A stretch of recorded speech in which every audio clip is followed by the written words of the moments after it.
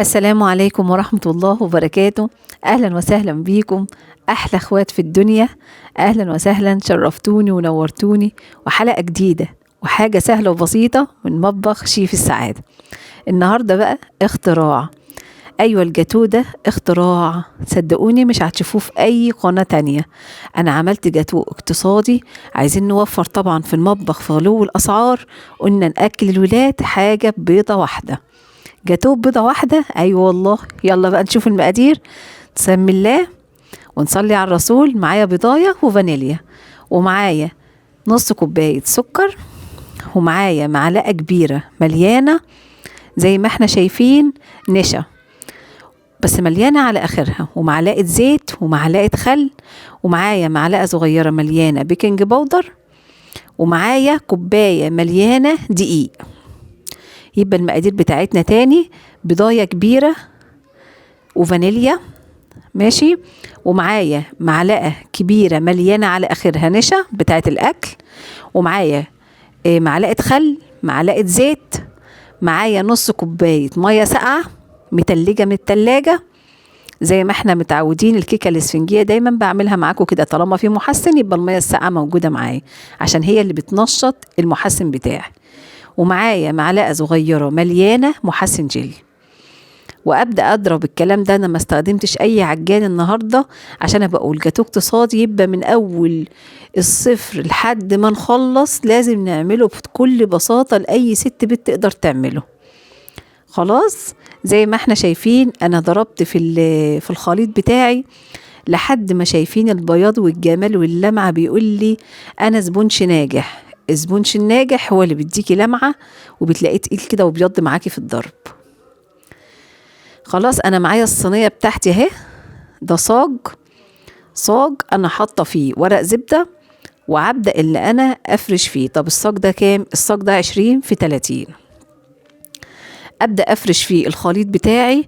وطبعا الورق عشان ما انا الورق ده على فكره مش ورق زبده، انا بقول ورق زبده، لا، الورق ده ورق عادي خالص، ورق كراريس. يعني انا حتى ورق الزبده ما استخدمتوش، ورق كراريس عادي خالص، كراريس كبيره انا جبته، بس طبعا بيضه ونضيفه ومش مكتوب فيها، ودهنتها دهنه زبده بسيطه عشان اضمن ان هي ما تلزقش.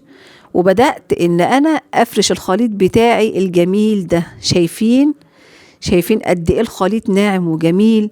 صينيه 20 في 30 زي ما اتفقت معاكم. اظن بقى لحد دلوقتي ما فيش اي تكلفه ولا حاجه خالص، يعني بربع الا جنيه، اي كوبايه دقيق، ما فيش اي حاجه.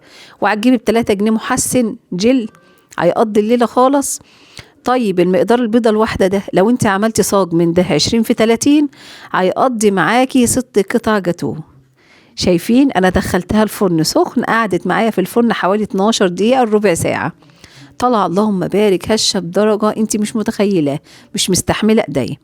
انا طبعا اغطيها بقماشه كده تكون نظيفه او فوطه، واركنها خالص لحد ما تبرد خالص، 3 4 ساعات كده انسيها يعني.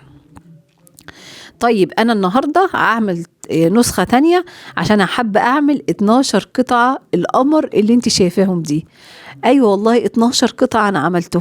شايفين المنظر؟ شايفين الجمال؟ شايفين القطعه اللي انت هتفرحي ولادك بيها ببلاش؟ انت طبعا لو حابه تعملي 6 قطع بس هتعملي مقدار واحد بس، لكن انا وتمسكي الصاج تقسميه بالنص وتحطيه فوق بعضه. انا عملت صاج تاني زيه وحطيتهم فوق بعض. وتمن كريم شانتيه، دي كوبايه كريم شانتيه عملت معايا 12 قطعه جاتوه.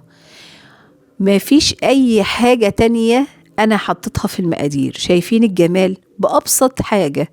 شايفين اللون بتاع الكيك وقد ايه خفيف وهش وطري؟ انا باكل منه مش عايزه اقول لكم قد ايه هو طري وناعم، بجد بجد عامل زي جاتوه المحلات بالظبط. يعني انا ما كنتش متوقعه النتيجه. انا حطيت كده شويه مقادير فوق بعضها وقلت اوفر، بس بصراحه طلعت. واظن شايفين القطعه وانا بقطعها قد ايه طريه يا جماعه. ببيضة واحدة طلعنا القمر والجمال ده كله. جربي وصدقيني هتأكلي ولادك وهتدعيلي.